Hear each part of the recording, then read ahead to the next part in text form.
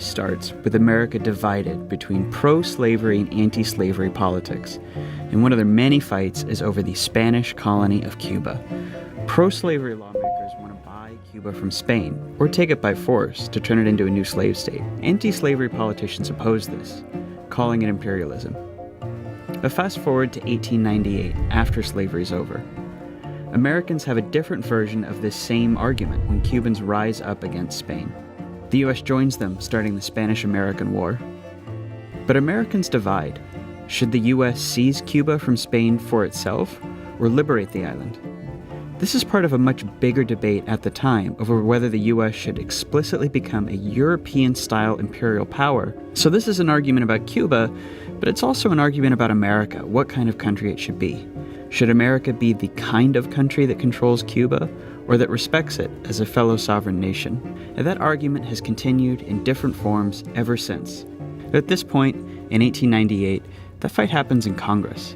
Each side passes laws trying to force their way. Senator Henry M. Teller proposed an amendment to the U.S. Declaration of War against Spain, which proclaimed that the United States wouldn't establish permanent control over Cuba. The U.S. would the take Platt over Amendment Guantanamo specified Bay, the conditions for the dictate United Cuba's States foreign intervention policy, of Cuban and affairs, give itself the right and to permitted the intervene United in States Cuban to lease affairs. or buy lands for the purpose of establishing coaling stations in Cuba and establishing naval bases, with the main one being Guantanamo Bay.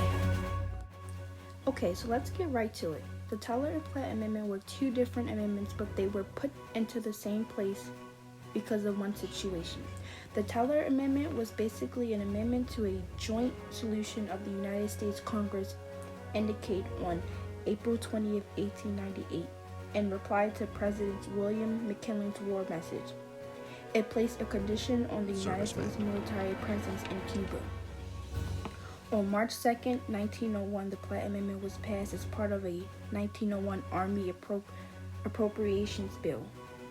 It stipulated 7 conditions for the withdrawal of the United States troops remaining in Cuba at the end of the Spanish-American War, and an 8th condition that Cuba sign a treaty accepting these 7 conditions.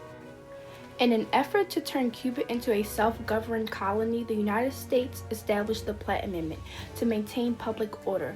The Platt Amendment was also an addition to the earlier Teller Amendment. American General Leonard Wood used the financial resources of the Cuban treasure to create a sanitation system. Short-term and long-term effects. A short-term effect of the Teller and Platt Amendment was to place a condition on the United States military presence in Cuba. The U.S. could not annex Cuba. They were only allowed to leave control of the island to people. A long-term effect of the Teller and Platt Amendment was the Platt Amendment's conditions prohibited the Cuban government from entering into any international treaty that would compromise Cuban independence or allow foreign powers to use their island for military purposes. Did the U.S. honor these amendments, limiting American goals in Cuba in order to reassure anti-imperialist elements? On the eve of declaring war on Spain, Congress adopted a measure pledging that the United States had no design of remaining in Cuba following conclusion of the conflict. The Platt Amendment stipulated the conditions for the U.S. intervention in Cuban affairs and permitted the United States couldn't lease or buy lands for the purpose of establishing naval bases. The main one was Guantanamo Bay, and coaling stations in Cuba.